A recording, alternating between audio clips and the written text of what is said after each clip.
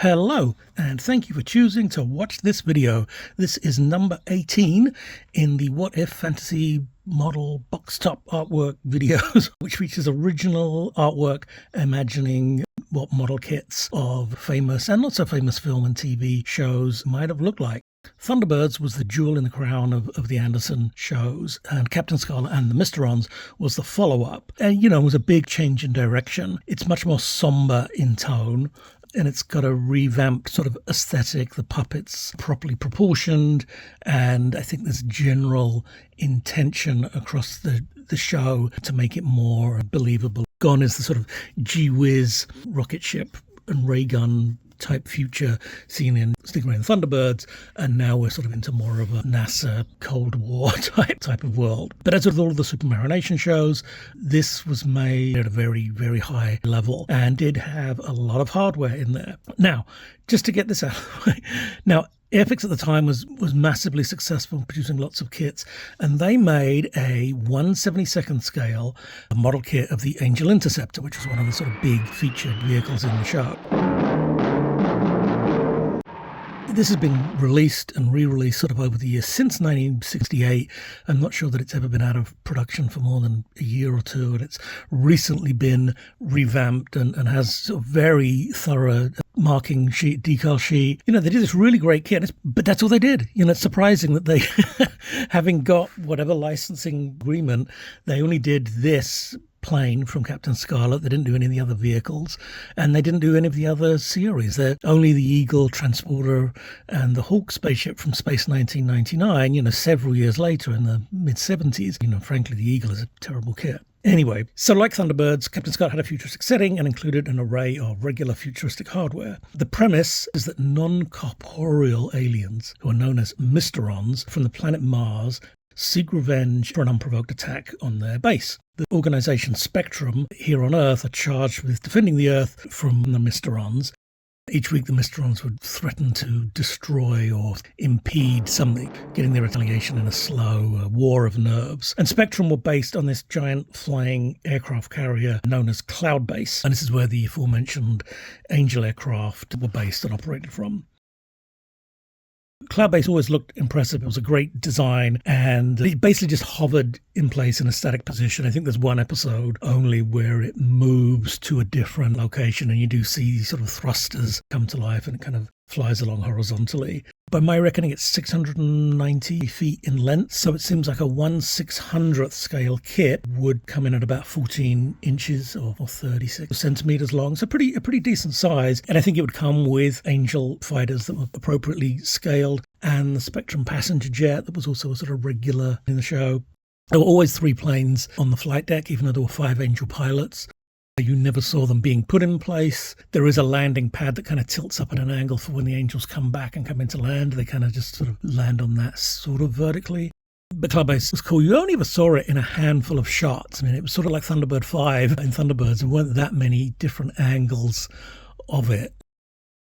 Most of the action in the series involves Captain Scarlet, of course, and Captain Blue. Captain Scarlet was Mysteronized, but survived, so he's kind of imbued with the powers of the Mysterons and the fact that he can never be killed. He's virtually indestructible, so he obviously gets sent out on all the tough missions, and he's usually partnered with Captain Blue. So they're sort of in the bulk of the action, and they normally they leave Cloud Base in the Spectrum passenger jet, and I think it's in a Captain Scarlet annual of the time or a TB21. I think the rear wings are meant to tilt through 90 degrees to either act as air brakes or when it comes into land. I think there was some sort of graphic in one of those books. You never see that in the show. Really, all it does in the show is takes off from Cloud Base and lands and flies along. There's one where it does go on a mission and it has some missiles that they try and shoot down an out-of-control Air Force plane. And it's an interesting-looking plane, but it really was just for sort of transporting personnel around. And I think carried about 7 or 8 people. And in this artwork, I've kind of got it taking off. If you want to get your Easter egg quota, if you take a look at the car park down there by the runway, I think there's Sam Louver's car, and I think I put in Alan Tracy's racing car, but I'm not sure if you can see it in this crop. It's in the full artwork. Just a little bit of fun there. Another semi-regularly featured vehicle was the Spectrum helicopter, and this was kind of like a smallish 2-3 person helicopter. And helicopters had been avoided in the previous shows because they're very difficult to fly on wires, which was the technique used to create these shots. But they kind of worked around that by designing helicopters in a particular way that allowed for support wires. And it has quite small rotors as a result. And this is a pretty neat looking helicopter. Once they get down on the ground, then, which is where most of the action in Captain Scarlet takes place, they would involve Scarlet and Blue. There'd be sort of car chases or races to get somewhere. And they'd usually use the Spectrum patrol car or Spectrum saloon car, which is this really cool looking, sharp edged red car. It looks powerful, but it looks fast. And this is seen in most of the episodes. Again, it doesn't really have any features. It doesn't have any guns or anything. It's really just a car for driving around. Looks great, but that's sort of all it does. As a kit, it'd be a nice 32nd scale car kit, Airfix's scale of choice. Good if you've got a couple of figures. The doors open. I think, again, in one of the annuals, I think I saw that the sort of rear glassed-in area maybe opened up as well. But again, you didn't see that in the show, I don't think. And this would come in a nice red plastic. Now, the star of the show in terms of hardware, or arguably the star of the show, is the Spectrum Pursuit vehicle. These were sort of rugged, tank-like almost. It seems wrong to call it a car. It's not a car. It's not a van. It's not a truck. It's not an armored car. It's just an SPV, Spectrum Pursuit vehicle. And these looked great. I mean, they just, the design is really cool looking. They always made them look really good in the show. Like, it would be going fast and could go cross country, and they'd use it as a battering ram in some cases. And the other thing that was really cool about them was there were various SPVs sort of dotted around the world, really, in secret locations. So if they needed to get one to, really kind of get into the action, they would go to some sort of innocuous area to sort of get an SPV. And there'd be an old farm, and in that barn over there's an SPV, and kind of a disused lorry trailer. Here I sort of put it bursting out of like a disused sort of garage area, which I sort of imagine could be maybe somewhere around about that disused street where we see Captain Scarlet in the opening titles, maybe. But yeah, I just wanted to see it kind of come bashing through this sort of disused building as it goes into action. For some reason, the SPVs were driven by people facing backwards, and they looked as though going on a TV screen, which seems really awkward. And I mention that just because, for a kit this size, you would have sort of opening doors, and you'd have the characters coming out, and they'd probably have to make a big note in the instructions, make sure you have them facing this way and you don't put them in the other way around. And the door sort of like slid open like a drawer and sort of fold down to the ground, where they could then get off and go into action. This was another one of the sort of ideas that they really pushed in Captain Scarlet, not to have the puppets have to walk anywhere. They often have sort of moving walkways, and they have jetpacks to fly around sometimes. As many automatic ways of getting into and out of the vehicles as possible, which is common in all the Anderson shows, but they really push it, maybe too far in Captain Scarlet. There's a cannon in the front that would pop open, and all this stuff is very familiar to anyone who had the fantastic Dinky SPV toy that was around about at the time, which did all this stuff and looked great. The SPV had caterpillar tracks at the back that would fold down. It's not something you ever saw in the show. It never used the caterpillar tracks for anything. The common belief is that Derek Meddings just decided to put tracks on the back because it looked cool. And who can argue with that? Yeah, it's classic. This is about 27 feet long, I think. So a 32nd scale kit would be about 10 inches in length. And there is apparently, at time of recording, there is an SPV being made by the Scalextric people who did Fab 1 last year, and they're doing an SPV now. They might be doing the patrol car as well. I don't know, but they're definitely doing an SPV, which would be cool to see. And there's a very nice Corgi diecast available now as well.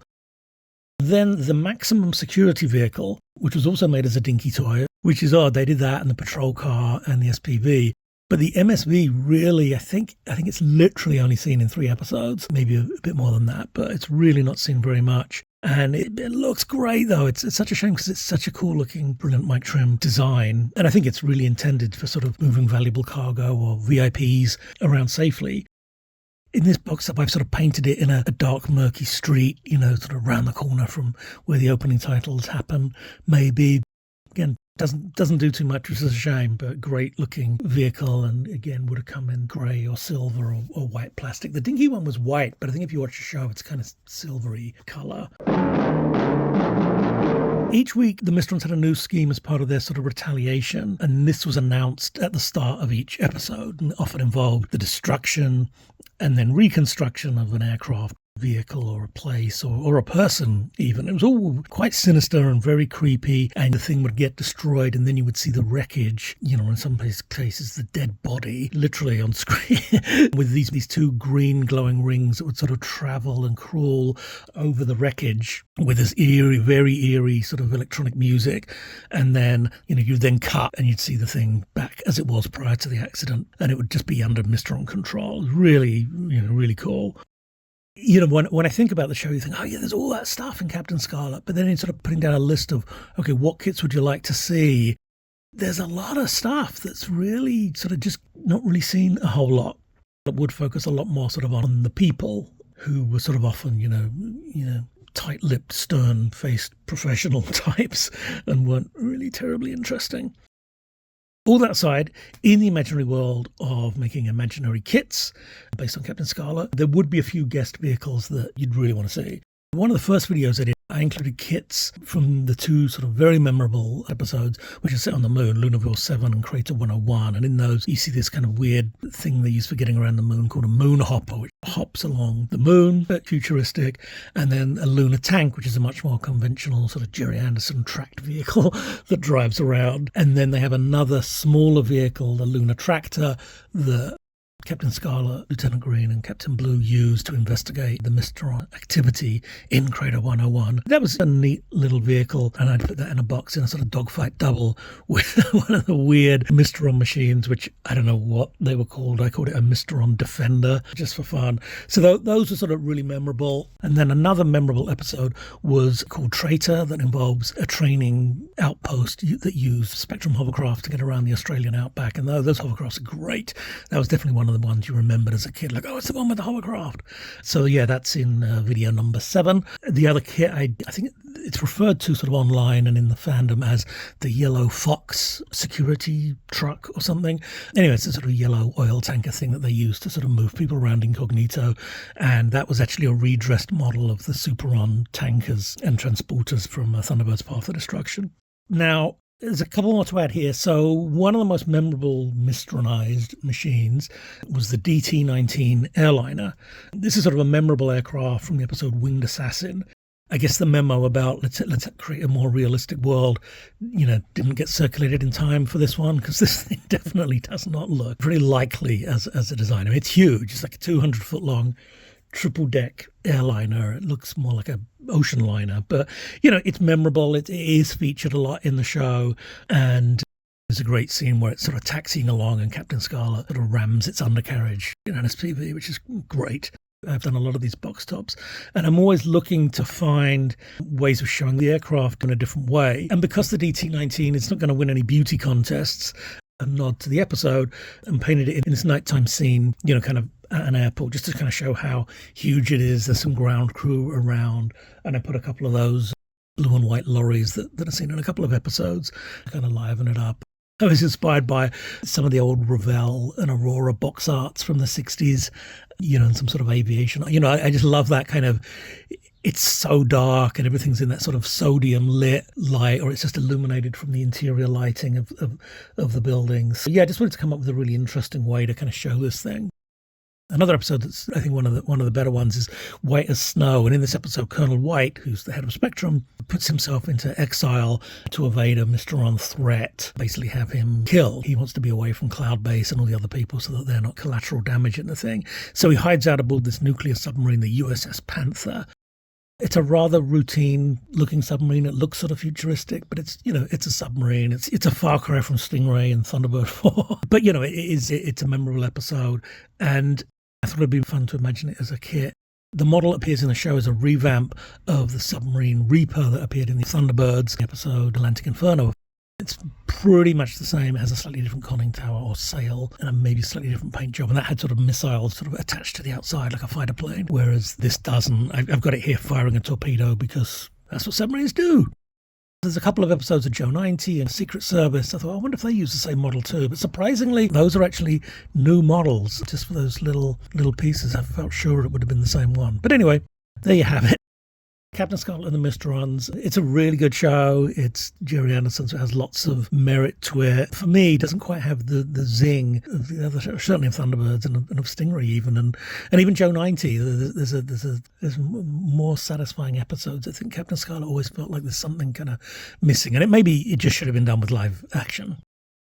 Anyway, that about wraps up this video. Thanks very much for watching. Hope you enjoyed it. Please feel free to leave any comments, ask questions, visit the website. Commissions are available.